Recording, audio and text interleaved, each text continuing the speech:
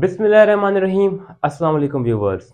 ये साल 2009 की बात थी जब एक 29 साला स्विस लेडी अमेरिका जाना चाह रही थी और इस मकसद के लिए वो एयरपोर्ट भी पहुंची, लेकिन इमिग्रेशन के दौरान जब उनके फिंगरप्रिंट्स चेक किए गए तो वो मैच नहीं हो रहे थे। फ्रेंड्स, बार बार ऐसा होने पर ये पता चला कि उनके फिंगरप्रिंट्स सिरे से मौजूद ही नहीं हैं, जो कि मेडिकल साइंस में एक बहुत ही शॉकिंग बात थी। उसके बाद एक रिसर्च का नया दरवाज़ा खुल गया और उनके फैमिली मेम्बर्स के ब्लड सैंपल्स कलेक्ट कर लिए गए। फ्रेंड्स, इन ब्लड सैंपल्स को जेनेटिसिस्ट जो कि जीन्स पर स्टडी करते हैं, उन्होंने बगौर स्टडी किया और फिर उनके ब्लड सैंपल्स में से उनके डीएनए को एक्सट्रैक्ट किया। फ्रेंड्स, उनके डीएनए को एक्सट्रैक्ट करने के बाद ये पता चला कि इस खानदान को एक मुरूसी बीमारी है और इस बीमारी की वजह से इनके फिंगरप्रिंट्स मौजूद नहीं हैं। फ्रेंड्स, जेनेटिसिस्ट का ये कहना था कि इस बीमारी का रीज़न ये है कि क्रोमोसोम नंबर 4 पर एक जीन जो कि SMARCAD1 नाम का जीन है, जो कि वो प्रोटीन्स बनाता है जो कि फिंगरप्रिंट्स बनाने के काम आते हैं, वो उस जीन के अंदर एक पॉइंट म्यूटेशन हो गई है। आप परेशान ना हो, ये सारी टर्म्स हम आहिस्ता आहिस्ता इस वीडियो में समझेंगे। इस वीडियो को आखिर तक देखिएगा। फ्रेंड्स, इस डिज़ीज़ की डेप्थ के अंदर जाने से पहले मैं आपको ये बताता चलूँ कि ये डिज़ीज़ कुछ ही खानदानों के अंदर पाई जाती है और ये बहुत ही ज़्यादा रेयर है और इसका कोई और साइड इफ़ेक्ट नहीं होता सिवाय इसके कि आपके फिंगरप्रिंट्स काम नहीं करते, और इसी वजह से इसको इमिग्रेशन डिले डिज़ीज़ का नाम भी दिया गया है कि अगर आपको खुदा न खास्ता ये बीमारी है तो आपकी इमिग्रेशन बहुत डिले हो सकती है। खैर, एनीवेज़ फ्रेंड्स, जेनेटिसिस्ट का ये कहना था कि क्रोमोसोम नंबर 4 पर जो SMARCAD1 नामी जो जीन है, ये जीन उस प्रोटीन को बनाने के लिए कोड करता है जो प्रोटीन फिंगरप्रिंट्स बनाते हैं, और इस खानदान के अंदर इस जीन में म्यूटेशन पाई गई है। आइए देखते हैं कि जीन क्या होता है, क्रोमोसोम क्या होता है और ये म्यूटेशन वगैरह वगैरह।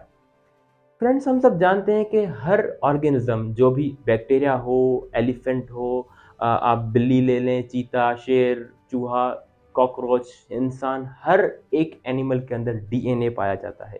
अब ये डीएनए क्या है? ये डीएनए एक मॉलिक्यूल है जिसे मॉलिक्यूल ऑफ लाइफ भी बोला जाता है, क्योंकि ये मॉलिक्यूल डिसाइड करता है कि आप कैसे दिखेंगे और आपकी बॉडी के फंक्शंस किस तरह से और किस तरतीब में आगे बढ़ते चले जाएंगे। व्यूवर्स, जैसे कि लैंग्वेजेस की अल्फ़ाबेट्स होती हैं, इसी तरह डीएनए की भी एक ज़बान है और वो सिर्फ 4 लेटर्स पर मुश्तमिल है। वो है AGCT। और जैसे हम इंग्लिश में 27 लेटर्स के मुख्तलिफ कॉम्बिनेशंस बनाकर मुख्तलिफ वर्ड्स बना सकते हैं जिसकी मुख्तलिफ मीनिंग्स होती हैं, इसी तरह से ये जो 4 डीएनए के लेटर्स हैं, ये 4 डीएनए के लेटर्स मुख्तलिफ कॉम्बिनेशंस में मिलकर मुख्तलिफ कोड्स बना देते हैं, और ये मुख्तलिफ कोड फिर आगे चलकर मुख्तलिफ प्रोटीन्स बनाते हैं और ये प्रोटीन्स आपको बनाते हैं। और इन्हीं अल्फ़ाबेट्स की जो डिफरेंट अरेंजमेंट है, उसी अरेंजमेंट की वजह से बैक्टीरिया, एलिफेंट, पैरट और ह्यूमन के अंदर डिफरेंसेस पाए जाते हैं। फ्रेंड्स, अब देखते हैं कि ये क्रोमोसोम क्या है। जैसे ही हम किसी सेल के अंदर एंटर होते हैं, तो सेल के अंदर एंटर होते ही हम साइटोप्लाज्म में पहुंच जाते हैं। अभी न्यूक्लियस बहुत दूर है जिसके अंदर डीएनए पड़ा हुआ है। जी हाँ फ्रेंड्स, हम साइटोप्लाज्म को पार करके जैसे ही न्यूक्लियस के अंदर जाते हैं तो हमें क्रोमोसोम्स यानी कि डीएनए नज़र आता है। वैसे तो मैं बताता चलूँ कि जो डीएनए है वो नॉर्मल हालत में एक उलझे हुए धागे की तरह न्यूक्लियस के अंदर मौजूद होता है, लेकिन जब वो सेल डिवाइड होना चाहता है तो वो उलझा हुआ धागा जो है वो एक बहुत ही स्पेसिफिक फॉर्म ले लेता है जिसे हम क्रोमोसोम्स कहते हैं, और हर स्पीशी का ये क्रोमोसोम नंबर बिल्कुल डेफिनिट होता है। जैसे कि ह्यूमंस के अंदर 46 क्रोमोसोम्स होते हैं, और अगर कोई और स्पीशी होगी तो उसमें क्रोमोसोम्स के नंबर डिफर करेंगे। तो फ्रेंड्स, ये जो क्रोमोसोम्स बनते हैं, ये क्रोमोसोम, इन क्रोमोसोम्स के अंदर जीन्स पाए जाते हैं जो कि प्रोटीन्स के लिए कोड करते हैं। अब जीन क्या होता है? जीन किसी भी डीएनए के किसी भी पार्ट को कहा जाता है जो कि किसी स्पेसिफिक प्रोटीन के लिए कोड करता हो। तो फ्रेंड्स, हुआ ये कि जो इंसान हैं, हम, मैं और आप, आई होप सो कि हम सब होमो सेपियंस ही हैं जो ये वीडियो देख रहे हैं। तो हम सब के अंदर क्रोमोसोम नंबर 4 पर एक जीन पाया जाता है जिसका नाम SMARCAD1 जीन है।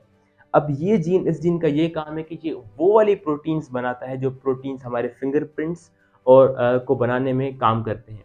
तो हुआ ये कि इस जीन के अंदर एक पॉइंट म्यूटेशन हो गई। अब पॉइंट म्यूटेशन जैसे कि मैंने कहा कि 4 लेटर्स पर मुश्तमिल है ये डीएनए की ज़बान, उसमें से पॉसिबल है ए, जी, टी, सी में से अगर टी की जगह जी आ गया, तो ये सारी तरतीब चेंज हो गई और इसका कोड मुकम्मल चेंज हो गया और जब कोड चेंज हो गया, तो आगे बनने वाली प्रोटीन भी चेंज हो गई और इस तरह से बहुत प्रॉब्लम्स भी हो सकते हैं।